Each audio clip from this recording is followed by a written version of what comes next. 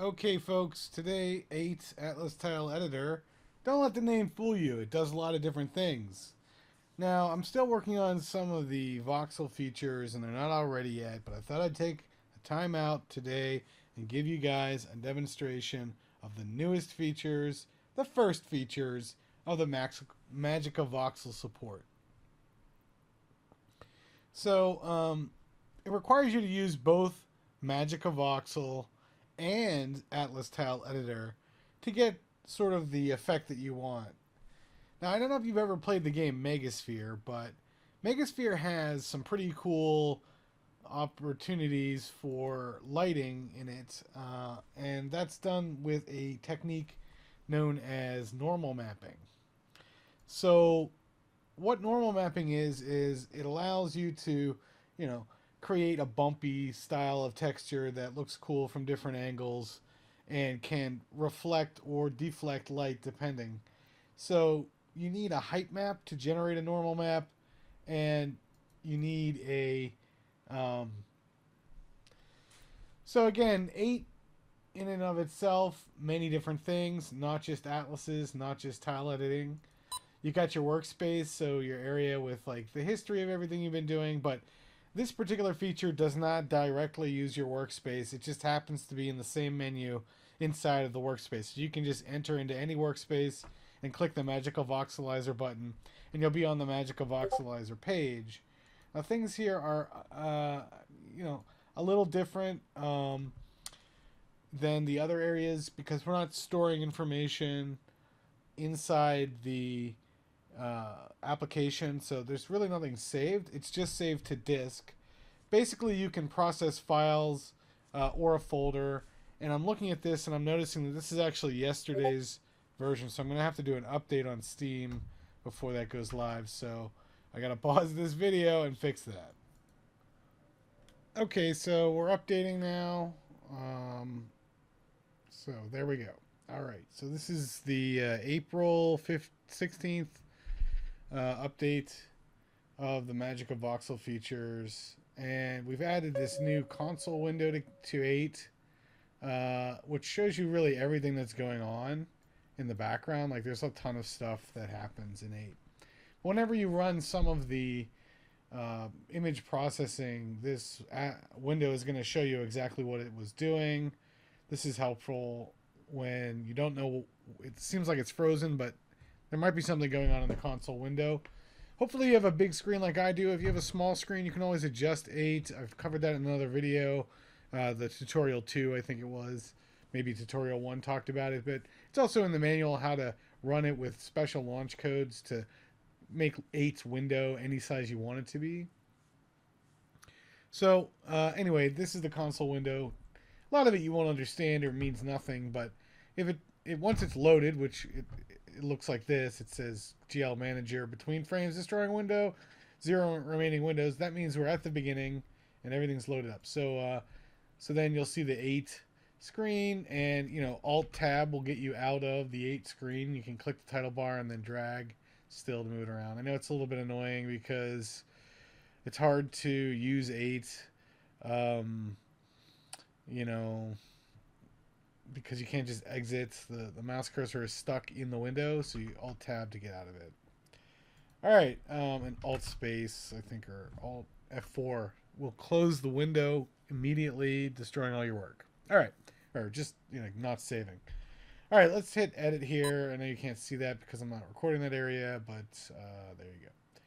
So just gonna go into any old workspace, and we're gonna hit Edit. And then we're going to go to Magical Voxelizer, and you have these two options: export top-down height and color maps.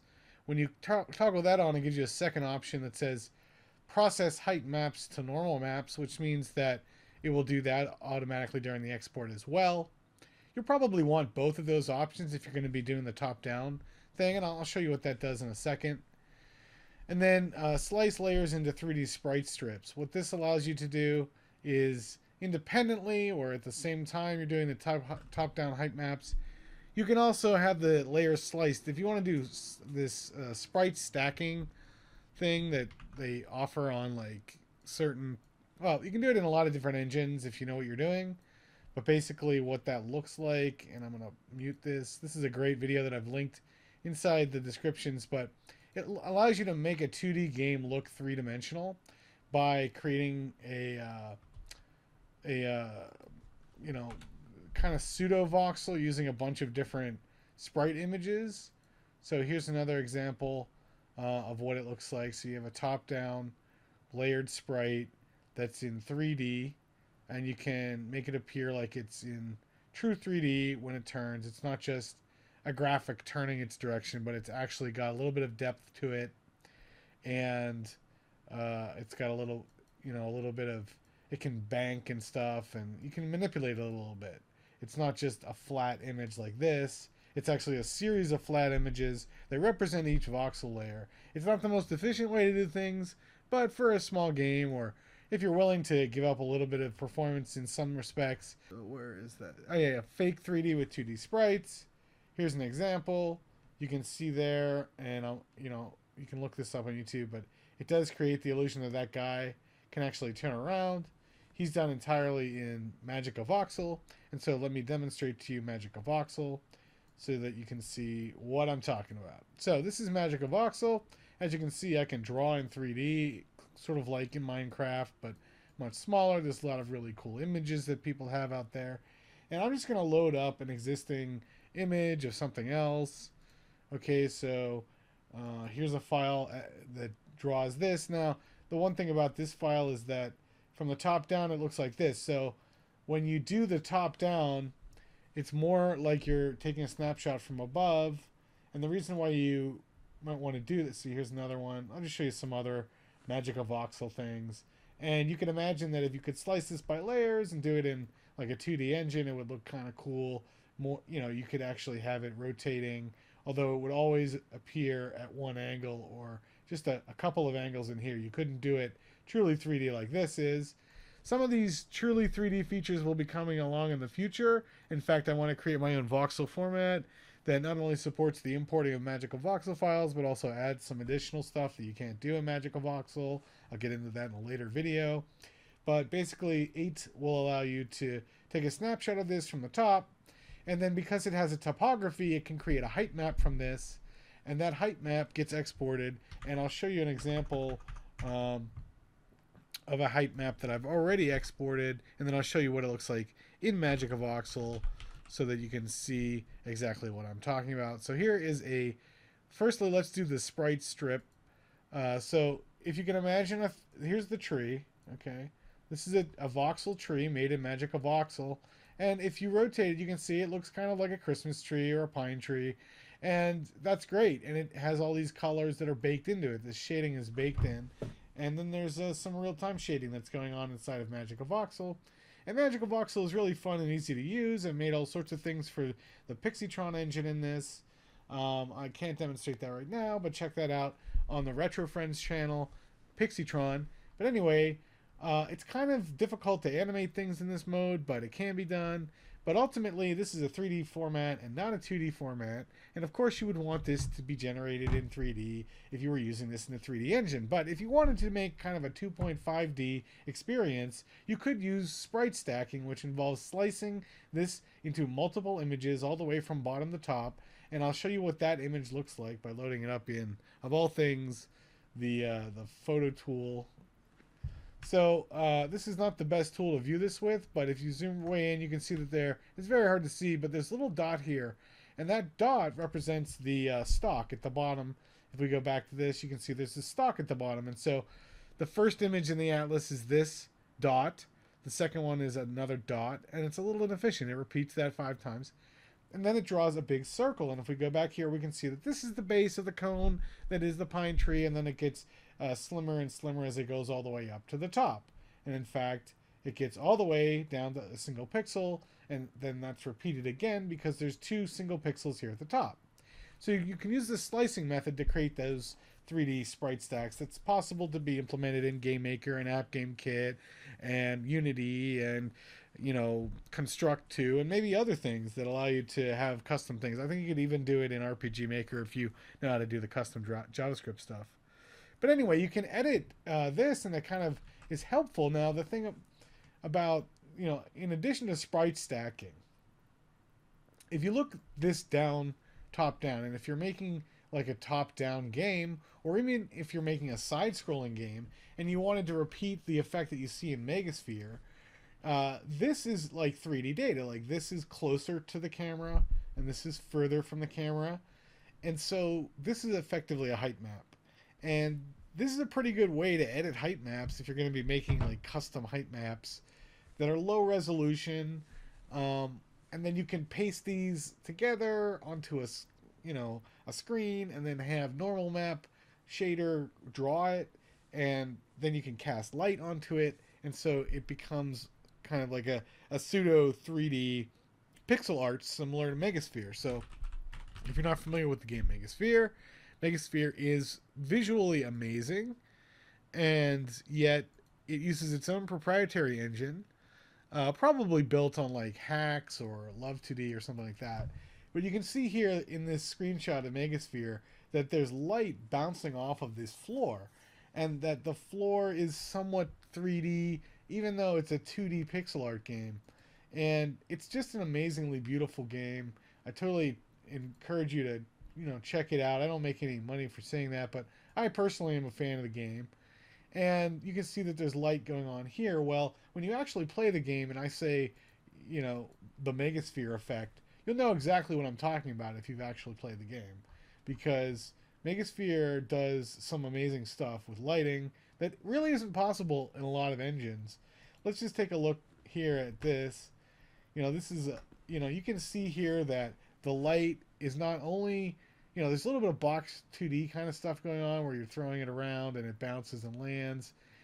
And then that 2D physics has really great lighting on it. And the only way to do lighting like that is to write some sort of a shader that takes advantage of either height map or normal map data to create that lighting. So you can see that, when this box is there, it catches the light from this orange light source. It's also catching the light from this top light source, and that the box itself seems to have areas that catch and reflect light differently. And again, the way that is done is using a normal map. So if I go in here to tree and I want to show you like for instance this stone wall corner, or actually any of these images in this test case folder kind of demonstrate what I'm talking about. So if we look at, firstly, this is a top-down pixel art version of a scene from Magica Voxel, and I'll show you that scene in a minute, but you can kind of guess that there's a train track here, and there's what appears to be lampposts, and there's some sort of flame or fire going on. Let's go ahead and load this one up. This is scene Depot A 26, and we're going to load that into Magica Voxel. So, okay, here we are. And this is it in Magica Voxel, and this is it from the top down, although it's slightly rotated. Now, if we want, we can grab it, and you can see that this is a whole 3D thing, but that's only so useful if you're not doing... I mean, it's very hard to animate. Like this flame, when you have to redraw it, the entire surface and stuff yourself by hand. But it can be done. And, 8 is providing you with a way to convert this into something that isn't fully baked like that. So it looks like this from the top down, where each block in the Magica Voxel world is equal to 1 pixel in this image. And then if I hit the next button,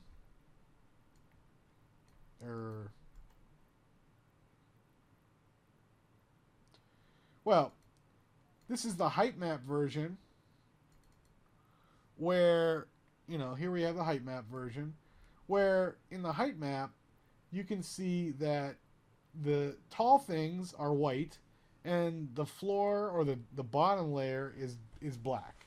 And that is literally like a calculation of approximately how high these things are. You can see that there's a little bit of a ribbed pattern, and no two colors are the same, so those are very close, but up to some these are calculated in double, but it's a 32-bit ping, so you're gonna be stuck with a maximum of like 256 different layers of gray. So, but for most cases, I mean, you can, so this is a scene that we're seeing from the top down, but in Megasphere we saw a box, and so you know, this is sort of like a box from the top. So if we thought of only that part, that would be sort of like creating the ribbing of the top of the box, and so when light hit it, it would have something to reflect off of. And with normal maps, you can kind of control like how far along the Z or towards you the light is, or farther away, if it's behind the object. So you have some options there to create that illusion of lighting that's visible in Megasphere. In addition to that, with the tree and stuff, so it's top down in the respect that it's a top down version of the voxel art. The voxel is this way, and the front is this way. But the top is like this sort of, and so you would be drawing looking down at the voxel to kind of create that height map, and then you would save the vox file, and then inside of 8, let me demonstrate. This is not 8. Inside of 8, you could then process an individual file or a selection of files or an entire folder of files that contains vox files. So let's go ahead and slice that same scene. So that was depot A. So I gotta find the vox version of that. So depot A. All right. So right now, it doesn't take very long. It's done. It only did one file. If it was doing a bunch of files, you might have to wait. If we go to the console window real quick, you can see that it said it saved a ping and it told you what it is, and it's called depot A26. So if I go in here and I locate depot A26 dot, actually I don't see it here. Okay, so I fixed a bug and I'm going to upload that update right now, but basically this is an example where you have something that's pretty complicated. It's like a castle, or if we look at this one, it's like a very, very complicated fractal cube. And so this one's red. I'm not sure why it changed color. Maybe I did something when I loaded it, but let's see if I click this. Yeah. So here we have Menger. This is a fractal cube. And basically, very complicated, good for a test pattern. Looks kind of like a building or something, but anyway, classic fractal. So I'm going to just show you the sprite strip that's generated. So you can see here there's, plenty of room in these images to support very complicated things. And if I zoom in all the way, you can see that every pixel is accounted for all the way up to the 81 layers. It's an 81 by 81 by 81 Menger cube. And the reason why it's that number is, beyond me, but it has to be an odd number. So you can see that each layer of the cube is part of this drawing, and basically from top left in this sprite sheet to bottom right for 81 layers is the tile order for recreating this in an engine that you wanted to do pseudo 3D in. So you've got a powerful tool that will convert something in 3D to 2D for those types of effects. And in addition to that, you've got a way to just get a height map off of it. And the height map is, again, useful for that 3D, 2D side-scroller sort of experience, or a top-down 2D experience. So that's it. It was supposed to be quick. It looks like it's been 20 minutes, but, this is the process. This is the workflow. It will put these files out right next to their voxes. I'll just finally demonstrate an entire folder. So we're just going to go through the entire set 3 of this, and it should just convert everything to a sprite strip. So as you can see in the, back here, it's doing a bunch of stuff, and the screen is frozen, but this is still moving, this console window, and it's basically loading each voxel model and performing all of the necessary operations to generate these sliced sprite sheets. So for every layer of every voxel, there's going to be one tile, and each voxel will get its own ping file. And it just finished, And you can see over here that we've got a bunch of new files, a bunch of new pings, and you can see that there, many of them, and they make up all of those tiles. So bringing it to the masses, I mean, these scripts were available to you, but this is a really easy way to recall the script and quickly do automation on an entire folder. So all you have to do is get good at using Magica Voxel and then use 8 to bake that out. I'm also going to have an upcoming feature, a little preview in a future video of how it will take pictures of a voxel at specific angles so that you can create those sort of effects using the 360-degree views, kind of like you see in Legend of Mana, but other game engines from back in the day. And you'll also be able to do some other effects using our proprietary voxels, which of course will release the format so that you can use them in your game engine royalty free. But you'll have to use 8 to see these features. So please check us out on Steam, support us on our Patreon, go and visit Retrofriends with a Z on YouTube, and LA Game Studio. Yeah, LA Game Studio on Twitter, or come to our Discord, which is also available from the Retro Friends Twitter or YouTube channel. And thanks for joining us along the ride. We hope that our tools help you make cool stuff.